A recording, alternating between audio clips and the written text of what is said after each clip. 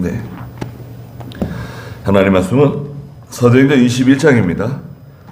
사도행전 21장 18절 말씀부터 말씀을 보도록 하겠습니다. 이튿날 바울이 우리와 함께 야고보에게 들어갔는데 장로들이 모두 와 있었다. 바울이 그들에게 인사를 하고 자신의 섬김을 통해 하나님께서 이방인들 가운데 행하신 일들을 낱낱이 설명하니 듣는 자들이 하나님께 영광을 돌리며 그에게 말하였다. 형제여, 그대도 보는 바와 같이 유대인들 중에 믿는 자들이 수만 명 있는데 다 율법의 열성적인 자들이다. 그들이 그대에 대해 듣기를 그대가 이방인들 가운데 사는 모든 유대인들에게 모세를 배반하여 그 자녀들에게 할례도 행하지 않고 그 관습들도 지키지 말라고 가르친다고 한다. 그러니 어떻게 하겠느냐? 그대가 온 것을 그들이 분명 들을 것이다. 우리가 그대에게 말하는 이것을 행하라. 우리 가운데 스스로 서원한 네 사람이 있으니 이들을 데리고 가서 그들과 함께 정결의식을 행하고 그들이 머리를 깎도록 그들을 위하여 비용을 지불하라. 그러면 그들 모두가 그대에 대하여 들은 것이 아무것도 아니며 그대도 율법을 지켜 행하는 줄을 알 것이다. 이방인들 중 믿는 자들에 대하여서는 우리가 우상의 제물과 피와 목매어 죽인 것과 음행을 피하라고 결의하여 편지하였다. 바울이 그 사람들을 데리고 그 이튿날 성전에 들어가 그들과 함께 정결의식을 행하고 그들 각 사람을 위하여 제사 드릴 때까지 정결의식 기간이 만료되었음을 알렸다. 그랬습니다. 예. 그 21장 17절에 보니까 우리가 예루살렘에 이르니 형제들이 우리를 기쁘게 영접하였다 그랬습니다. 바울과 바울의 일행이 예루살렘에 도착했습니다. 예루살렘에 도착해서 이제 한 일은 야고보를 만난 겁니다. 야고보 18절 읽어보시겠어요? 이튿날 바울이 우리와 함께 야고보에게 들어갔는데 장로들이 모두 와 있었다. 네. 우리와 함께 들어갔다 그랬는데요.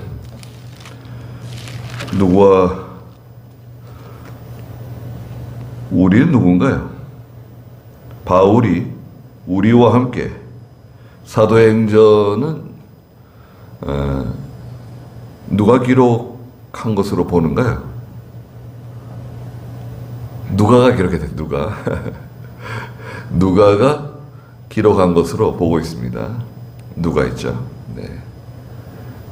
누가가 상당히 꼼꼼하고 치밀하게 아주 세밀하게 기록하는 그런 분이시죠.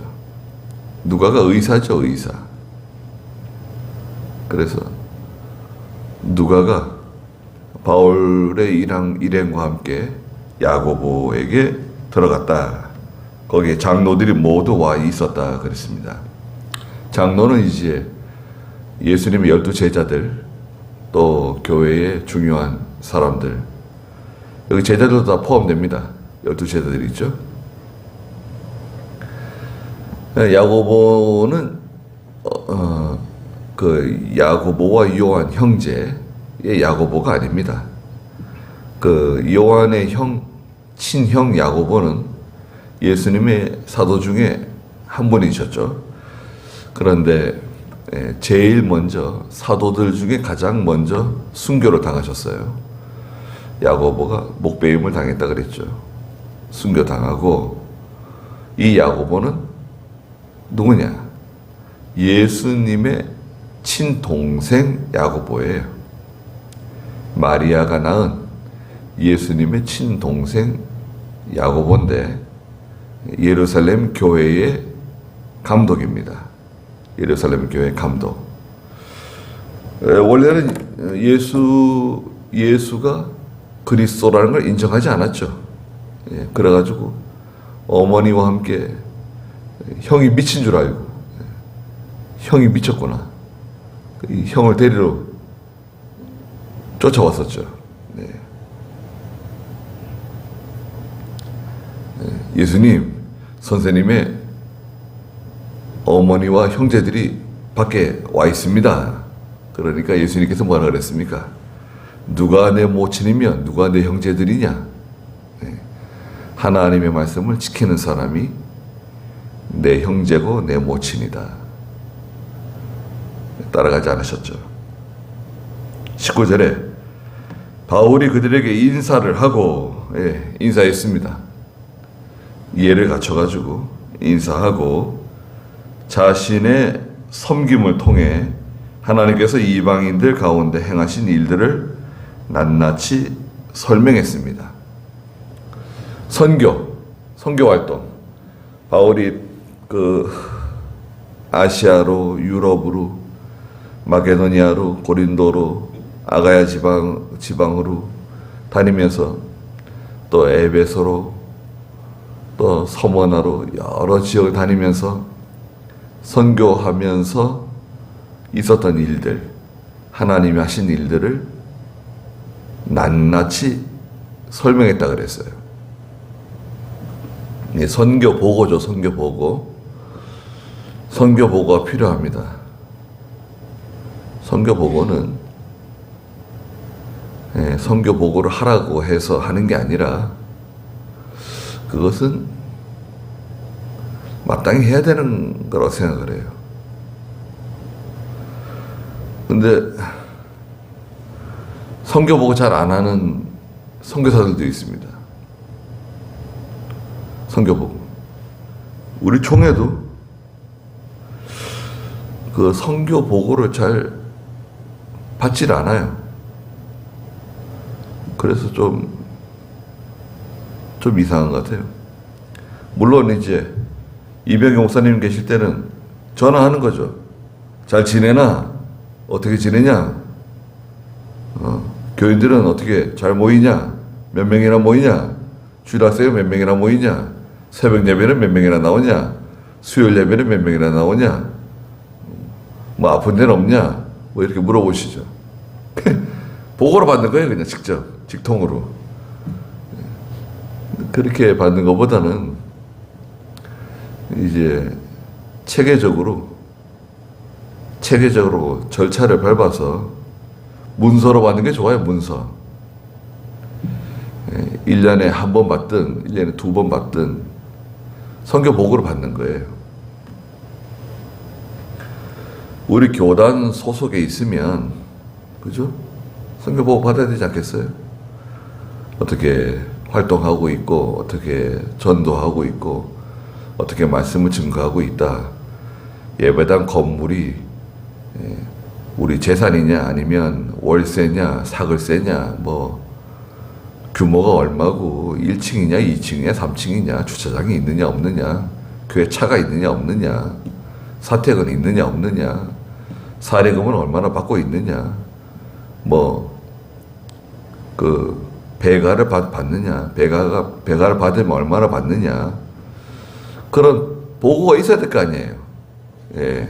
통신비가 보통 얼마나 나가냐, 자동차 유지비가 보통 얼마나 나가냐, 아이들 교육비가 얼마나 나갔느냐, 보고가 돼야 되는데, 총에서 지출은 되는데, 꾸준히 총에서 지출은 따박따박 되는데 보고는 없어요.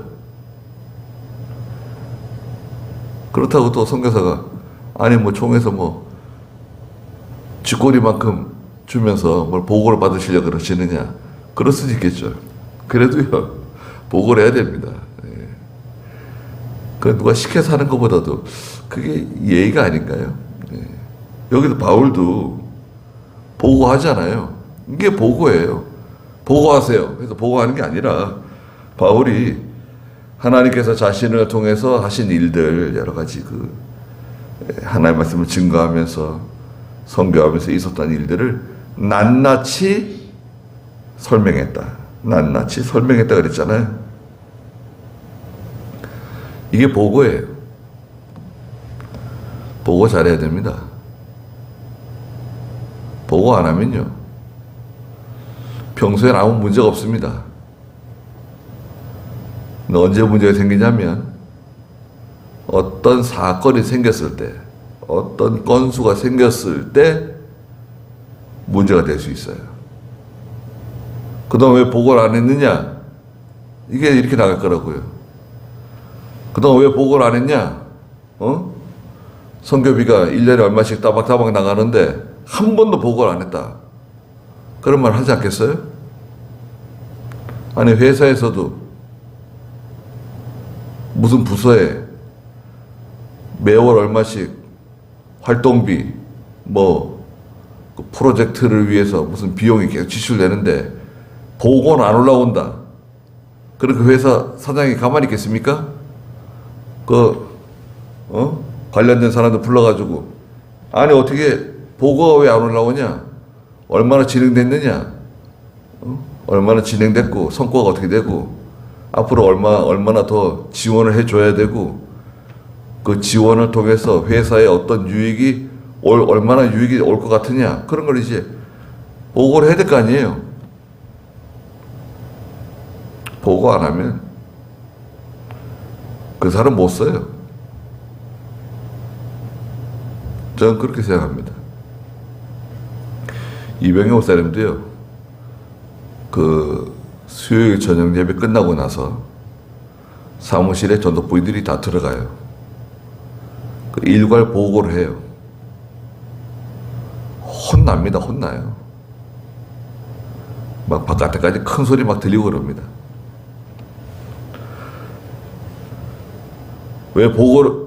보통 혼나는 이유는 왜 보고를 안 했냐 이거예요. 아니, 그런 일이 있는데 왜 보고를 안 했냐? 혼나는 거예요. 또 주일 모든 예배 끝난 다음에 또 사무실에서 목사님 사무실에 들어가서 10명이 들어가가지고요, 다 일일이 보고를 하는 거예요.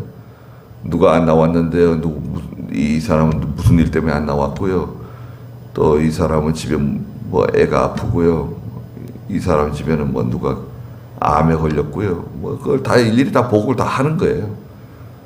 그래서 목사님 다 들어보시다가 궁금한 거 물어봐요. 물어보면 또 대답하고. 그 보고를 일주일에 적어도 2번은 받는 거죠. 2번은 보고를 받습니다. 전체적으로. 그러니까 20절 읽어보세요. 듣는 자들이 하나님께 영광을 돌리며 그에게 말하였다. 형제여, 그대도 보는 바와 같이 유대인들 중에 믿는 자들이 수만 명 있는데 다 율법의 열성적인 자들이다. 그들이 그대에 대해 듣기를 그대가 이방인 가운데 사는 모든 유대인들에게 모세를 배반하여 그 자녀들에게 할례도 행하지 말고 그 관습들도 지키지 말라고 가르친다고 한다. 그러니 어떻게 하겠느냐? 그대가 온 것을 그들이 분명 들을 것이다. 우리가 그대에게 말하는 이것을 행하라. 우리 가운데 스스로 토원한 네 사람이 있으니. 네. 그 바울이 선교 보고하는 것을 다 들었습니다. 다 듣고 하나님께 영광을 돌리며 바울에게 말했다 그랬습니다. 20절에. 형제여, 그대도 보는 바와 같이 유대인들 중에 믿는 자들이 수만 명 있는데 다 율법의 열성적인 자들이다 그랬습니다. 유대인들 중에 믿는 자들이 수만 명이 있다. 밑에 각주에 보니까 또 수천 명이라고 적었어요. 수천 명과 수만 명은 큰 차이가 나는데 수천 명이 맞는 말인가 수만 명이 맞는 말인가. 어떤 사본에는 수만 명으로 기록하고 어떤 사본에는 수천 명으로 기록했어요. 근데 수만 명으로 보는 게 좋지 않을까요? 거기에 뭐 여러 가지 배경이 있는데 배경까지 다 설명드릴 수는 없고, 여하튼 수만 명으로 보고 예수를 믿고 하나님의 자녀가 되려고 하는 사람, 11절에 21절에 있는 것처럼. 그래서 20절이죠. 21절에 그들이 그대에 대해 듣기를, 사람들이 뭐라고 들었냐면요, 바울에 대해서 그대가 이방인들 가운데 사는 모든 유대인들에게 모세를 배반해라, 그렇게 가르친다고 들었다는 거예요. 또 그 자녀들에게는 할례도 행하지 말고 그 관습들도 지키지 말라고 가르친다고 한다는 말을 들었다는 거예요. 모세가 모세 율법은 필요 없다, 폐지. 또 자녀들에게는 할례도 받지 말고 또 관습들도 지키지 말라고 가르친다고, 이런 소문을 들었어요. 그렇죠. 구원 받는데 할례가 꼭 필요한 건 아니잖아요. 예수 믿고 구원 받는데 할례가 꼭 필요한가요? 할례 안 받으면 구원 못 받는다. 예수 믿더라도 할례를 받아야 천국에 갈 수 있다. 그건 잘못된 거죠. 지금 이제 이 초기 교회, 기독교 초대교회 시대 때는 이런 혼동이 많이 있었어요. 할례를 안 받으면, 말하자면 끼워주질 않는 거예요. 할례 안 받은 사람은 이방 사람이에요. 내가 아무리 하나님을 잘 섬기고 믿음이 좋고 기도 많이 하고 영적인 사람이라도 할례를 안 받으면 끼워주질 않는 거예요. 넌 유대인이 아니다, 이렇게 나가는 거예요. 그러니까 뭐 얼마나 힘듭니까? 우리나라에는 기독교가 들어와가지고 우리나라 풍토에 맞춘 게 있나요? 기독교가 들어와가지고 우리나라가 뒤처졌다, 그런 게 혹시 있는가요? 교회가 뭐 특별하게 술 먹지 말라는 거, 담배 피우지 말라는 거, 노름하지 말라는 거, 그거 가르치고 하나님의 말씀 가르치고, 보통은 반발이 없었을 것 같은데요.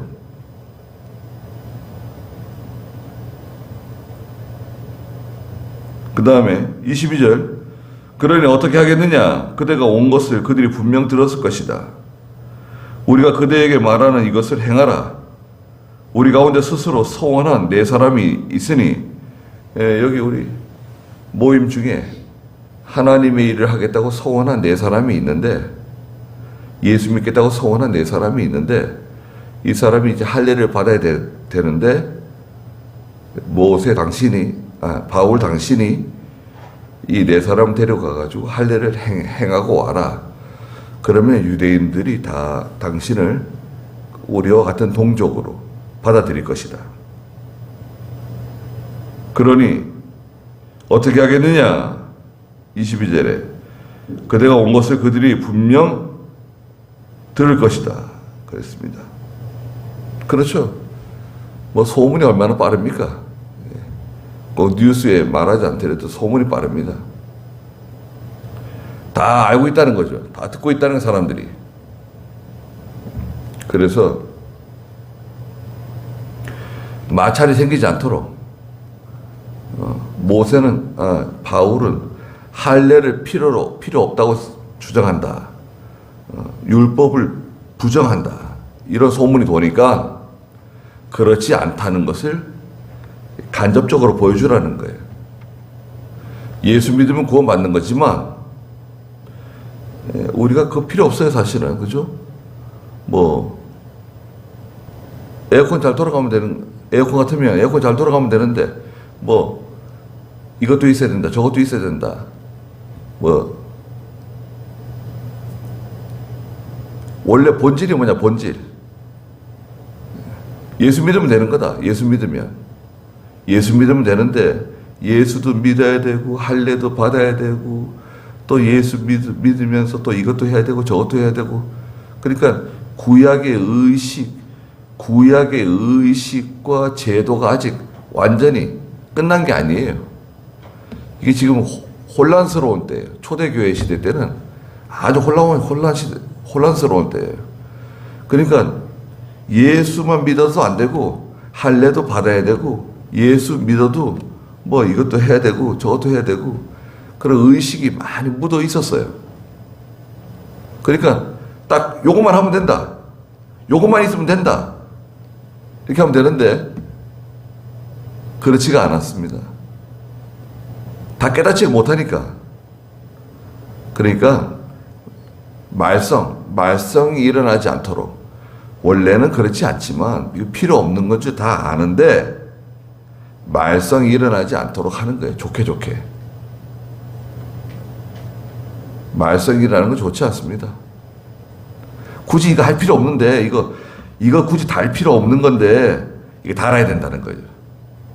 아 이거 달 필요 없는 건데 아 이거 달아야 된다고.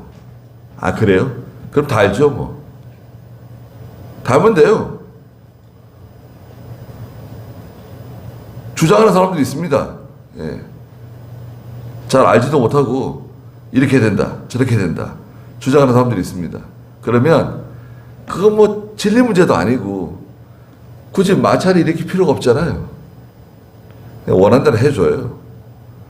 원하는 대로 해주고 좀 비용이 좀 더 들어갈 수도 있고 수고가 좀 더 들어갈 수도 있고 그렇지만 그냥 하는 거예요. 하고 좋게 하는 거예요. 좋게. 교회는요 진리 문제가 아니면 그냥 좋게 하는 거예요. 그것만 다 따져가면서 따질 필요 없어요. 따지면요 해결될 것 같습니까? 그러면 이게 내가 옳으냐 네가 옳으냐 한번 따져보자. 따지면 좋을 것 같아요? 내가 이겼다. 아, 이게 뭐예요? 네. 그 아무 소용 없는 겁니다. 그러니까 오해가 생기지 않도록 그렇게 하는 게 좋습니다. 그러니까 바울이 다니면서 율법은 필요 없다, 구약의 의식 제도도 필요 없다 이렇게 가르친다고 그러는데 그렇지 않다는 것을 보여줘라. 여기 우리 가운데 서원한 사람, 예수 믿기로 서원한 사람, 하나님의 일을 하기로 서원한 사람 여기 4사람이 있는데 이 사람 데리고 가서 할례를 받으라는 거예요. 할례를 받으면 여기 있는 사람, 예루살렘에 있는 모든 사람들이 당신에 대해서 나쁘게 말하지 않을 거다. 모든 오해가 다 풀릴 거다. 알려줬어요. 24절에 이들을 데리고 가서 그들과 함께 정결의식을 행하고 그들이 머리를 깎도록 그들을 위하여 비용을 지불하라. 그러면 그들 모두가 그대에 대하여 들은 것이 아무것도 아니며 그대도 율법을 지켜 행하는 줄을 알 것이다. 정결의식은 할례입니다. 할례 행하라는 거예요. 할례 행하고 그 다음에 머리도 깎아라. 머리 깎는 거 보니까 하나님의 일을 하기로 결심한 사람들이네. 서원한 사람들이네요. 나실인의 제도 들어가는 겁니다. 그 진리 문제다. 진리 문제는요 양보할 수 없어요. 그건 양보 안 됩니다. 갈라디아 2장 3절과 4절에 보면 사도 바울이 그런 말 했어요. 내가 일시라도 그 용납할 수 없다. 갈라디아 2장 3절 읽어주시겠어요?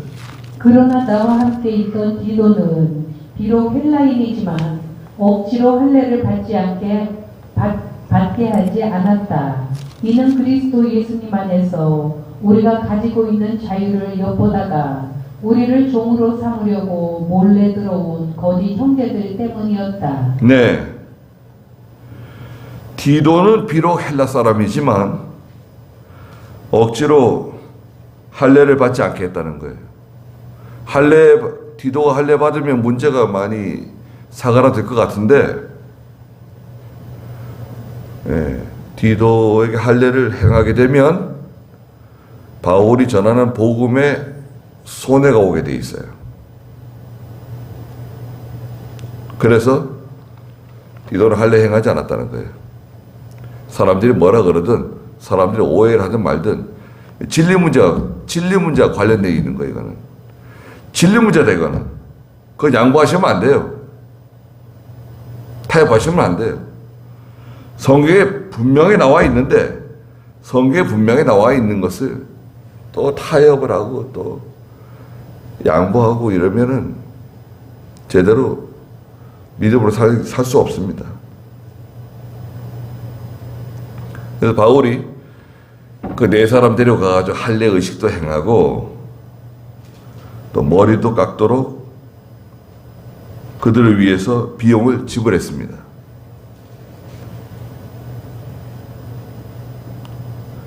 24절 중간에 보니까 그러면 그들 모두가 그대에 대하여 들은 것이 아무것도 아니며 그대도 율법을 지켜 행하는 줄을 알 것이다. 이방인들 중 믿는 자들에 대해서는 우리가 우상의 제물, 피, 목며 죽인 것과 음행을 피하라고 삼가라고 결의하여 편지하였다 그랬습니다. 예루살렘 교회가 결의한 건 요 네 가지입니다. 네 가지. 첫째가 뭔가요? 우상의 제물, 피, 목며 죽인 것, 음행을 피하라. 이 피하라고 하는 것은 상종도 하지 말라는 거예요. 상종도 하지 말라는 거예요. 이거는 죄예요. 그리고 26절 읽어주시겠어요?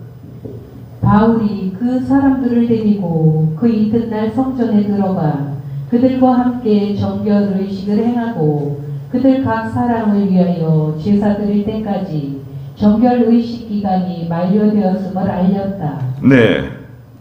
바울이 그 네 사람을 데리고 이튿날 성전에 들어가서 그들과 함께 정결 의식을 행하고 그 다음에 그들 각 사람을 위하여 제사를 드리고 정결 의식 기간이 만료되었음을 알렸다. 그런데 여기 정결 의식을 행하고 제사를 드릴 때까지 그랬죠?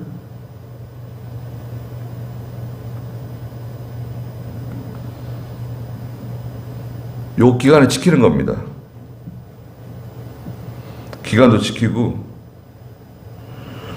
그 고린도전서 9장에 보면 20절부터 23절에 복음을 전할 때 유대인에게는 유대인과 같이 헬라인에게는 헬라인과 같이 우리가 예수 믿으라고 전도할 때 절간에 다니는 사람이 있다.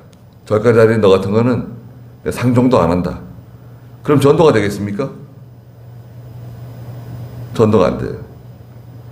또 어떤 사람은 예전에 어렸을 때 교회 다니다가 교회 끊었다는 사람도 있어요. 교회를 끊었대요. 그런 사람 상종할 때 어떻게 하면 될까요? 볼펜이나 주고 가세요. 그럼 제가 나중에 생각나면 전화 드릴게요. 그럴 수도 있겠죠. 근데 그 만나는 짧은 시간 동안 확실한 걸 넣어줘야 돼요. 예수 믿으면 모든 죄 용서받고 하나님 자녀가 된다.